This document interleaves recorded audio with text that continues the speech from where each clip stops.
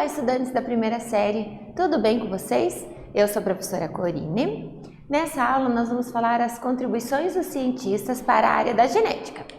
Qual que é o nosso objetivo nessa aula? Reconhecer a história da construção da genética como ciência e interpretar como essa ciência foi usurpada por ideologias nefastas ao longo da sua existência.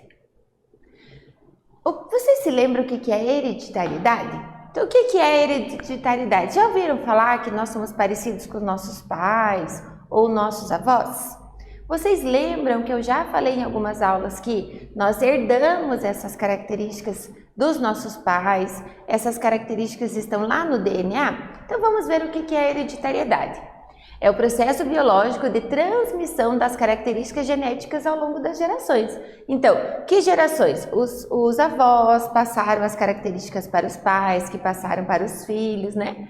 As primeiras leis da genética foram propostas por Gregor Mendel. Quando ele fez seus estudos lá com as ervilhas, né? Ele determinou que existiam fatores que eram responsáveis pela transmissão das características.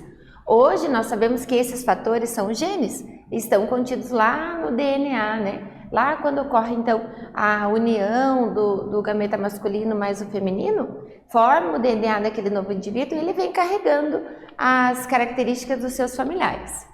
A variabilidade genética é a medida da quantidade de variedade existente dentro das populações ou espécies. Então, quanto mais diferenças genéticas nós temos, maior é a variabilidade genética dentro daquela população.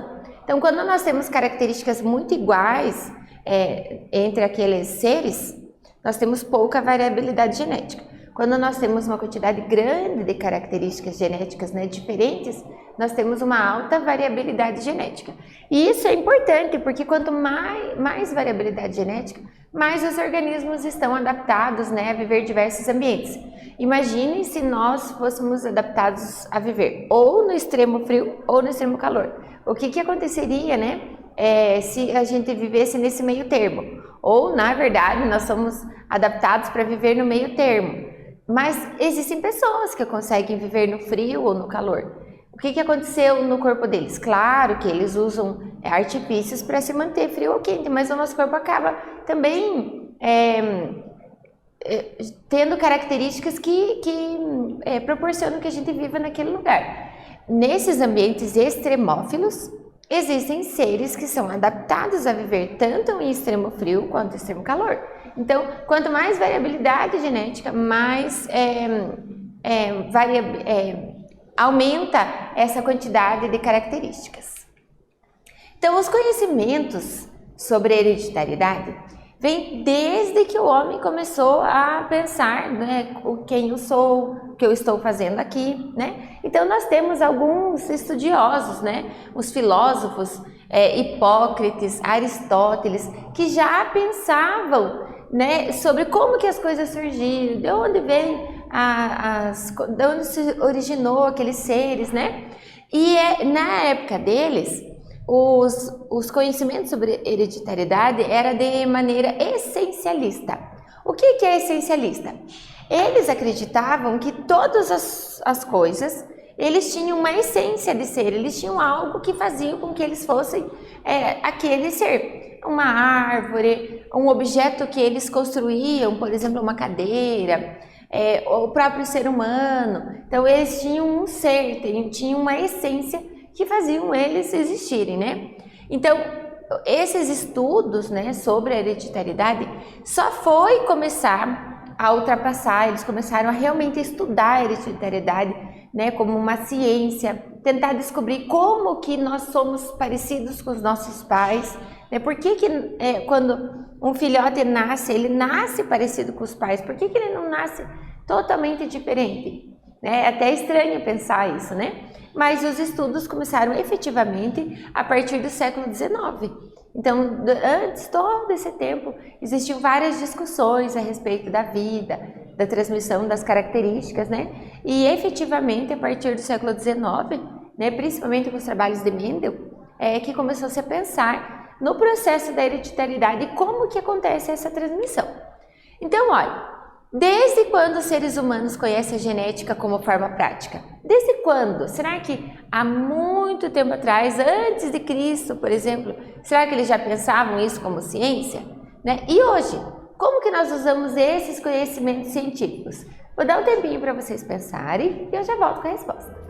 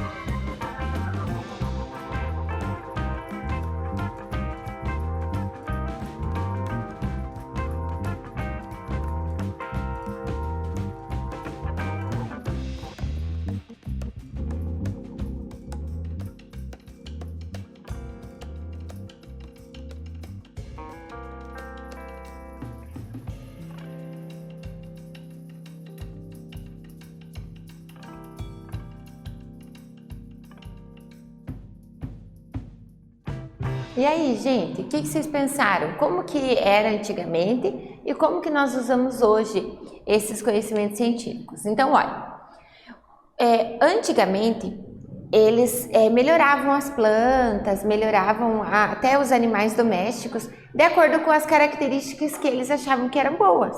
Então eles era um cuidado mais, assim, um conhecimento mais informal, né? Um senso comum.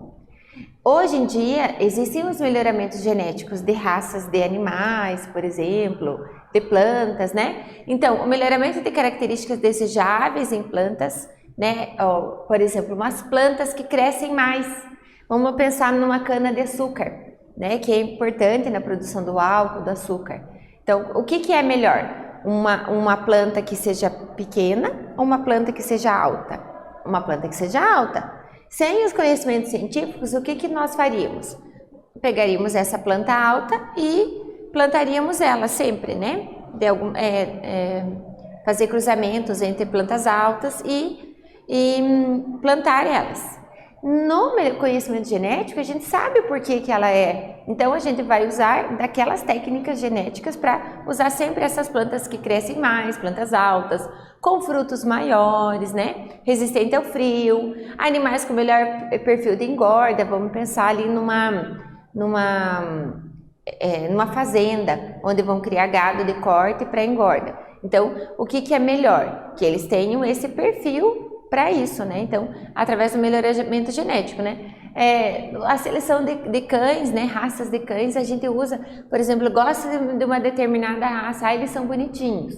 Ou determinada característica, que nem aqueles pinchers pequenininhos, né? O que aconteceu? Eles foram sempre reproduzindo os menores, até que a gente tem aqueles pincher toys, porque são pequenininhos. Então, são características que o homem quis e acabou, através dos estudos genéticos, favorecendo aquela raça de existir, né?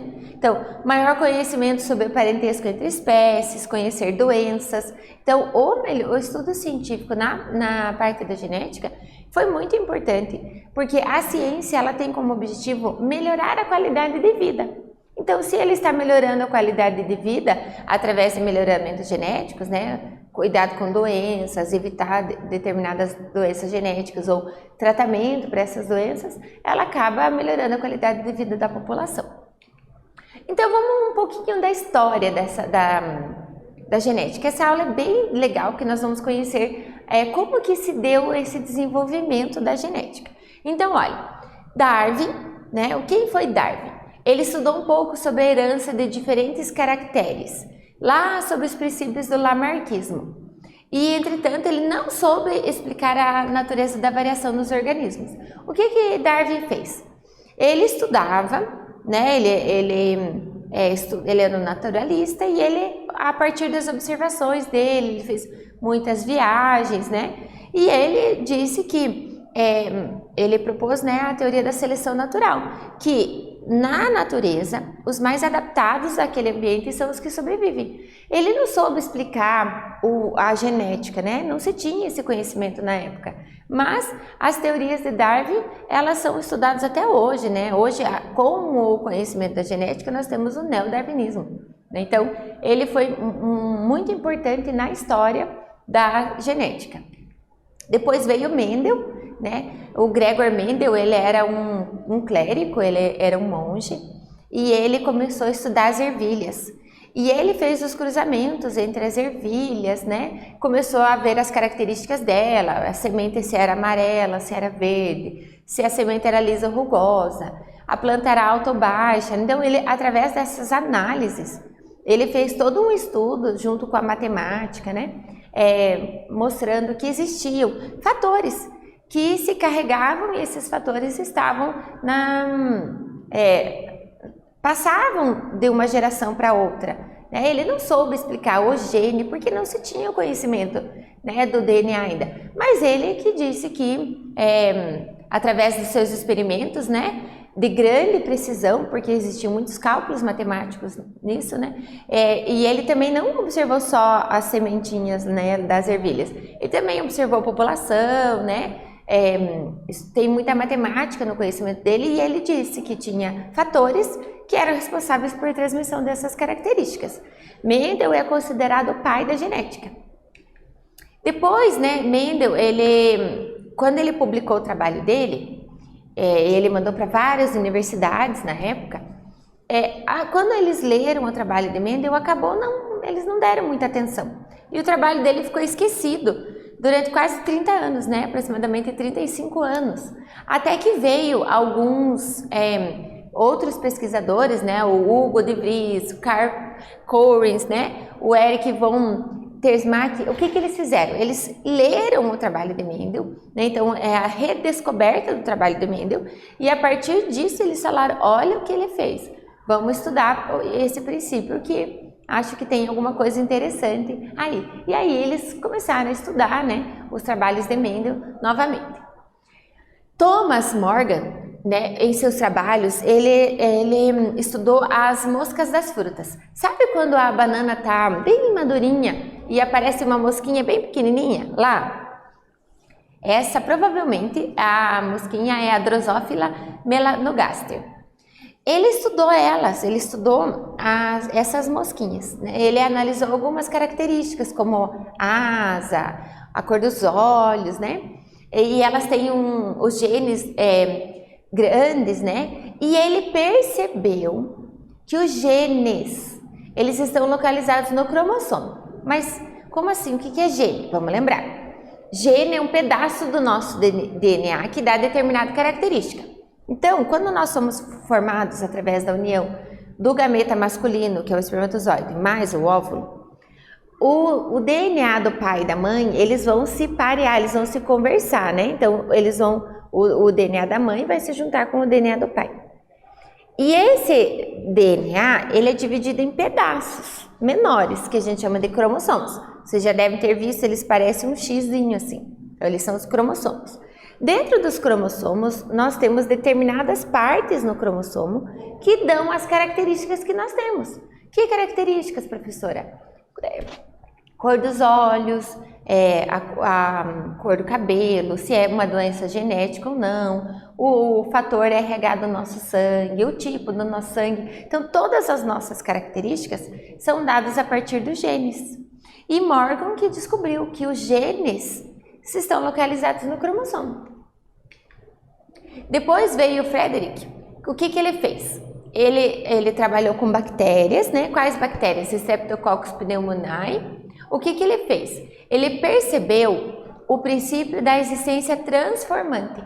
Então, ele percebeu através dos estudos do DNA lá, né, da bactéria, a existência desse princípio transformante. E Nettie Stevens descobriu os cromossomos XY. Então, Nós temos os cromossomos. Nós, seres humanos, o nosso DNA dividido em cromossomos. Nós temos 46 cromossomos, 23 pares de cromossomos. Nós herdamos esses cromossomos dos nossos pais. Desses 23 pares, 22 eles dão todas as características do nosso corpo, menos as características sexuais. As características sexuais, elas são determinadas por um par de gene, que é o X e o Y. Se nós somos menina, né, mulher, ele herda um cromossomo X da mãe e um cromossomo X do pai. Esse cromossomo X vai dar características femininas, né? Tanto as características secundárias quanto as características nos órgãos femininos, né? Então, quando herda um cromossomo X da mãe e um cromossomo Y do pai, esse XY ele vai dar as características masculinas, tanto as características de órgãos masculinos, quanto as características, né, mais para frente, as características sexuais secundárias masculinas. Então, quem descobriu esses cromossomos X e Y foi Nat Stevens. Ele descobriu, porque eles são, principalmente o Y, quando a gente pega uma imagem dele, ele é um pouquinho diferente. E ele é o responsável pelas características sexuais dos indivíduos. Olha a foto dos cientistas, né?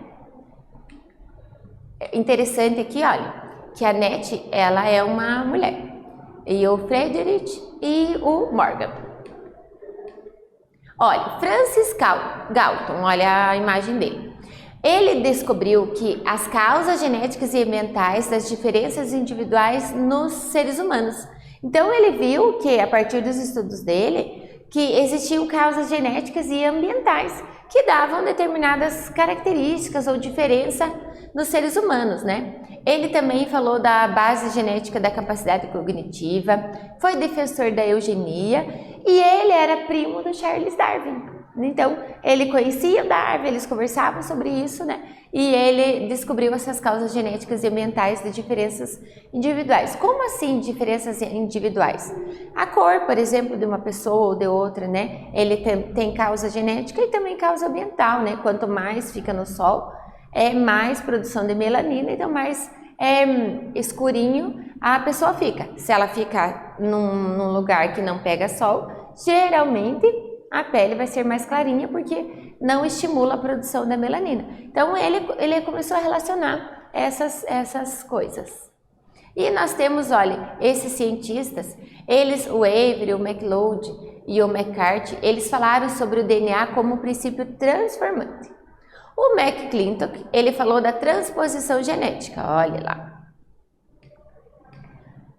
James Watson, Francis Crick, Maurice Wilkins e Rosalind Franklin formularam a estrutura do DNA.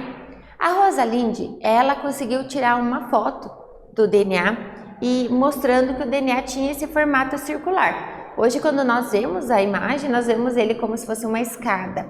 Então, a Rosalind conseguiu tirar essa imagem. E o o Watson e o Crick, eles fizeram um formato do DNA, escreveram, ganharam o prêmio Nobel e acabaram não citando o nome da Rosalind. Por isso que a gente, né, hoje em dia a gente sempre vai falar do DNA, a gente fala que ela foi o que tirou essa foto e deu a ideia do DNA ser circular, né? E o Watson e o Crick que publicaram, né, e ganharam prêmios, né, nesse sentido. O Tijo e o Levan determinaram o número de cromossomos na espécie humana. Então, todas as espécies têm um determinado número de cromossomos. Nós, seres humanos, temos 46. Quem descobriu esse número foi o Tijo e o Levan. Olha, imagem deles. O Theodosius e Dobzhansky, autor de importantes pesquisas sobre genética e evolução, olha lá a imagem dele.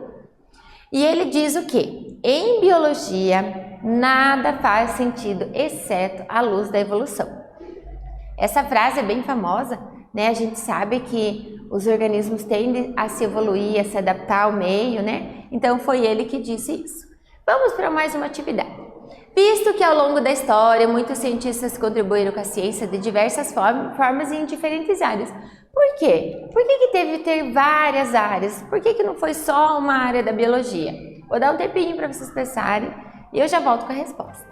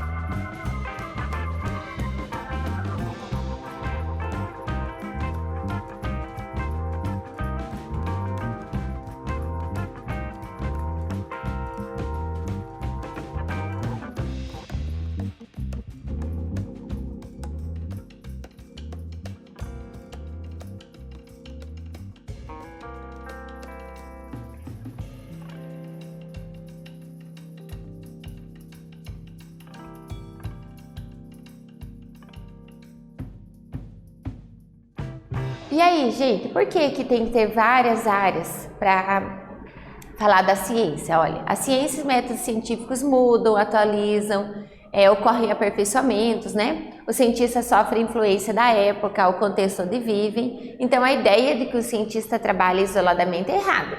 O cientista, ele sempre está conversando com outras áreas, né, para ajudar a formular a hipótese. Lembra que eu falei que o Mendel estava estudando a genética, né? Mas ele tinha os cálculos matemáticos que apoiaram, deram base ao estudo dele. No Brasil, como será que é a ciência no Brasil? Será que nós temos campos científicos? Será que nós temos grandes cientistas? Então nós vamos conhecer um pouquinho. Olha, nós temos centro de pesquisa e universidades, né? Então, nas universidades existem centros de pesquisa. Nós temos aqui a nossa Universidade Federal aqui do Paraná, tem os seus centros de pesquisa, e nós temos aqui, ó, o Instituto de Biologia da USP, por exemplo, né, e a Sociedade Brasileira de Genética, como centros de pesquisa, né. Carlos Antônio Grug e Alcides de Carvalho, né, eles estudaram o melhoramento do café. Então, o nosso café é bem comercializado e exportado. Bridger, ele fez estudos com melhoramento do milho, e o Kirr, hibridização de abelhas. Nós temos o André Dreyfus, apoio à pesquisa científica, o Clodovaldo Pavan, produção agrícola, efeitos da radiação atômica, né? Ele fez a parceria com o Dobzhansky, então estudando, né, no Brasil sobre essas produções agrícolas. Nosso país tem uma grande produção agrícola, precisa do melhoramento genético, então nós temos estudos, né? Cora de Moura Pedreira, né, pesquisa sobre grupos sanguíneos de etnias indígenas. Newton Freire Maia, né, foi um dos precursores da genética humana no Brasil. Ele é criador do departamento de genética. Nós temos na região metropolitana de Curitiba o Parque Newton Freire Maia, né, onde tem, mostra várias partes da ciência, né? Então, olha, o que nós vimos nessa aula? Como é que a genética é utilizada no cotidiano, né, para o melhoramento de características de plantas e animais, conhecer mais sobre o parentesco entre espécies, estudar doenças. Também nós vimos do Mendel, né, que lançou os estudos da base da hereditariedade. A partir dos estudos dele, a redescoberta, descobriu-se uma nova ciência, que é a genética, né? E aqui no Brasil, que nós temos vários centros de pesquisa, universidades e trabalhadores nessa temática. Eu espero que vocês tenham gostado da aula. Até breve!